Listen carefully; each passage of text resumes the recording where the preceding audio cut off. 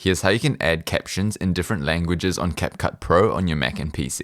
So it's super simple. Once your clip is on the timeline, just go to Captions, Auto Captions, select whatever language you spoke in, and then choose what language you want the captions to be in. Let's go Korean, and just click Generate. Now it will come up in both Korean and English, so let's just adjust them as we normally would first, and let's select the English ones and delete them.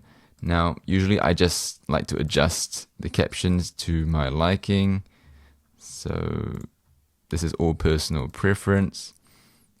And I don't know how to speak Korean, so if someone in the comments can tell me if this is actually good or not, let me know. And that's how you do it. Thanks for watching. If you want to learn how you can translate your video into a whole different language, check out this tutorial here.